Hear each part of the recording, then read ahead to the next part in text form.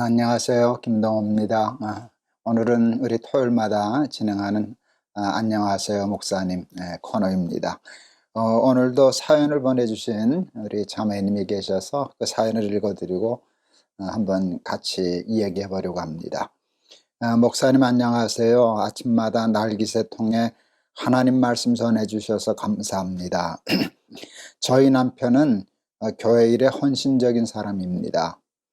방송 엔지니어 쪽으로 달란트가 있는 사람이다 보니 주일은 물론이고 주중에도 목사님과 다른 분들께 전화도 많이 받고 주중에 교회를 가는 일도 있는 편입니다.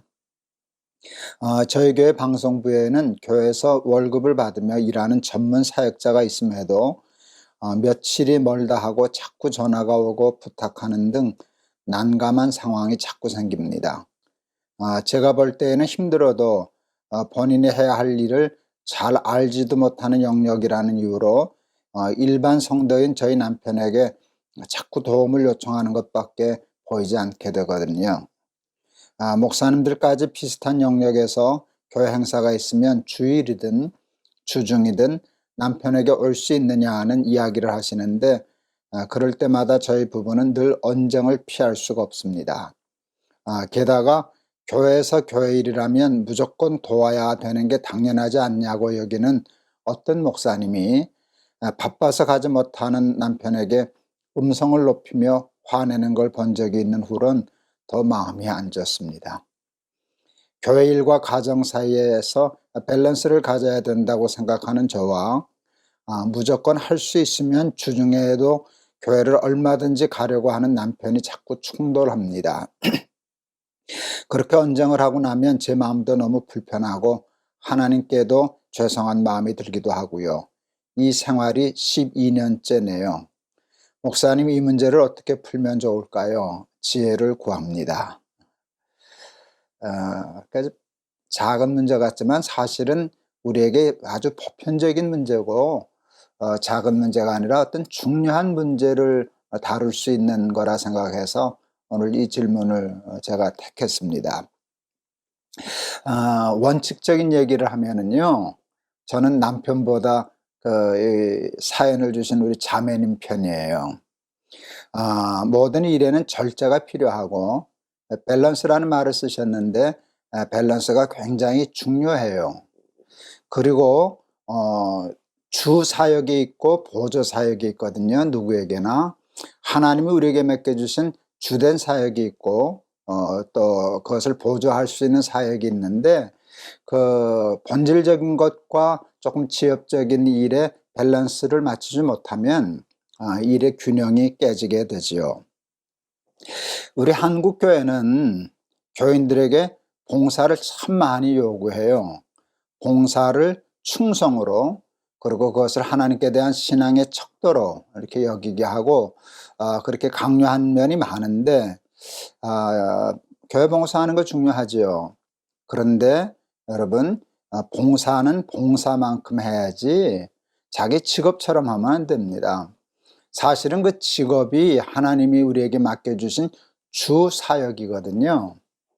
그런데 우리는 자기의 직업은 자기 밥벌어 먹고 사는 자기 일이고 교회 일은 하나님의 일이라고 하는 이원론적인 사고를 가져서요, 믿음이 좋은 분은 우리 이분 남편처럼 그저 교회 봉사하는 일을 자기 직업적인 일과 가정을 돌보는 일보다 더 우선시해야 된다고 이렇게 잘못 생각하는 경우가 참 많아요. 근데 그렇지 않아요. 봉사는 봉사만큼 하는 게 적절해요. 지나치면 절제가 좀 필요해요. 그래서 원칙적으로 저는 이 사연을 주신 우리 자매님 편이에요. 그런데 조금 더 생각해 볼 필요가 있어요. 12년째 언쟁 중이라는 표현을 쓰셨어요. 언쟁. 예, 그러면 이제 마음이 불편하고 뭐 이제 그런 게 생기겠죠. 근데 자매님, 언쟁을 통해서는 문제가 좀처럼 해결되지 않아요. 어떻게 하냐고요? 제가 해봐서 알죠. 언쟁을 하면 문제가 풀리질 않더라고요. 공적인 문제, 사회적인 문제, 이런 문제들은 언쟁이 필요해요. 토론이 필요하고요. 저는 교회도 마찬가지라고 생각해요. 저는 이제 교회를 개척하기도 하고 했었지만 저희 당회는 나름 좀 치열했었어요. 몇 시간씩 하기도 하고 언쟁하기도 하고 음성을 높이기도 하고 저는 그것이 건강한 교회라고 생각했어요. 목사님 말씀하시면 그냥 다 순종합시다. 일사천리로 가는 일이 좋은 교회인 것 같지만 꼭 그렇지만은 않아요. 제가 처음 담임 목사 하려고 했을 때 선배 목사님들이 교회는 만장일치로 가야 돼. 그게 은혜스러운 거야. 이제 그렇게 조언을 해 주시더라고요. 근데 저는 만장일치 좋아 안 하거든요. 그때 선배님이 그러시길래 네 그러긴 했지만 속으로는 동의하지 않았어요. 그리고 제가 이렇게 생각했어요. 만장일치가 은혜스러운 일이라면 저 북한이 제일 은혜스러운 나라다. 그렇게 생각했어요. 여러분, 만장일치는 사실은 그거는 옳지 않아요. 그러려면 뭐하러 당회를 해요? 뭐하러 회의를 해요? 서로 자기 의견이 있고 언쟁을 하고 그러다가 조율이 되고 마지막에 투표해서 다수결로 따르는 것이 이제 우리가 할 수 있는 최선이죠. 그러므로 저는 언쟁을 하거나 토론을 하거나 그런 일들이 이 세상을 건강하게 한다고 생각해요. 공적인 일에서는. 근데 이게 개인적으로 오면 후유증이 너무 많더라고요. 관계가 중요한 사람들이 있는데 그 관계를 해치면서까지 옳고 그름을 따져야 하는 일이 옳은가 하는 문제가 있어요. 관계를 깨트리면서까지 그 피해를 입으면서까지라도 구별해야 할 옳고 그른 문제가 있어요. 그런데 오늘 자매님이 주신 사연은 그건 아니잖아요. 이렇게 되면 더 좋겠는데 라고 하는 것이지, 그것이 부부간의 관계를 서먹서먹하게 하고 12년 동안 힘들게 할 만한 그런 문제는 아닐 수도 있지 않을까요? 경험상 많은 시행착오를 통해서 깨닫게 되는 경험상 알게 된 거는요, 개인적인 관계는 조금 시간이 걸려도 설득하는 것이 더 좋더라고요. 사람은 설득할 때 바뀌지 싸울 때 바뀌지는 않아요. 언쟁을 하게 되면은요, 상대방의 은연중 방어벽을 쌓게 하거든요. 그리고 아무리 상대방이 하는 말이 옳아도 그걸 따르면 자기가 졌다는 기분이 들어서 본능적으로 잘 따르게 되지 않더라고요.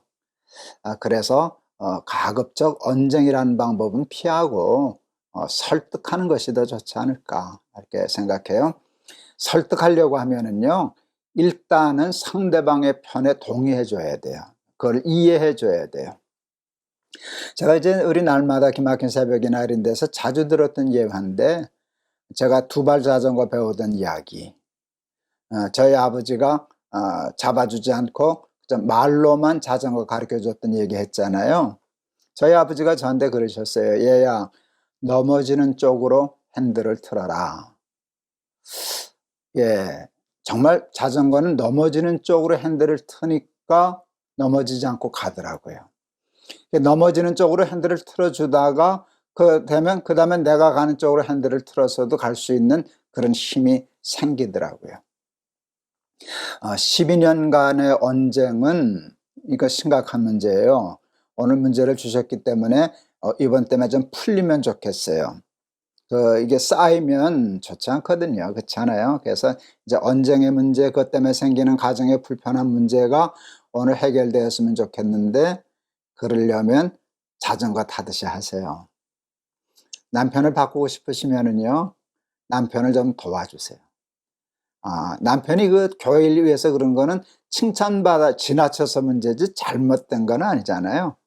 그러니까 그것을 인정해주고 또 칭찬해주고 필요하면 남편 도와도 좀 주고, 그러면서 남편이 방어벽 이 무너졌을 때 근데 조금 절제하는 게 좋지 않을까, 이렇게 되면 혹시 더 좋은 결과를 얻지 않을까, 그렇게 생각을 했습니다.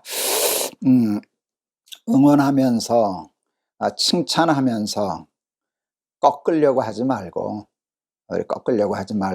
살살 돌리려고 하면서 살아가면 해답이 있지 않을까, 이렇게 쉽습니다. 해답이 있지 않을까 싶습니다. 오늘 이 굉장히 귀한 말씀, 그 은원 주셔서 많은 분들에게도 도움이 되리라고 생각하는데, 여러분, 가정의 평화, 또 부부간에 서로 문제를 해결하면서 사는 식들, 작은 일이지만 배워서 가정의 평화를 잘 유지하는 우리 가정 되시기를 바라고, 또 여러분의 가정 되실 수 있기를 바랍니다. 그냥 설득하세요. 그리고 설득하려면 남편 편도 좀 들어주세요. 그렇게 하면, 그래도 뭐 엉뚱한 짓 하고 술집 가서 열심히 그러는 것보다 훨씬 더 좋은, 이게 제가 남자가 돼서 남자 편 들었습니다. 그런데 교회 일 열심히 하는 거 감사한데 좀 지나치니까 좀 절제하면 좋겠다 하는 얘기가 잘 남편도 설득이 되었으면 좋겠습니다. 제가 한번 위해서 기도하겠습니다.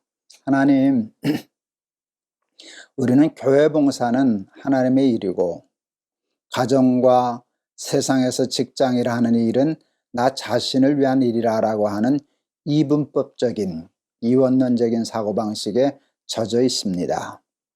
교회 봉사 물론 중요하지만 자기 직업과 회사 일과 또 가정의 일이 더 중요하다는 사실을 우리 한국교회 교인들은 가끔 잊는 때가 많습니다. 지나치지 않게 정도를 걸으며 균형 잡힌 봉사생활할 수 있도록 우리에게 지혜를 허락하여 주시옵소서.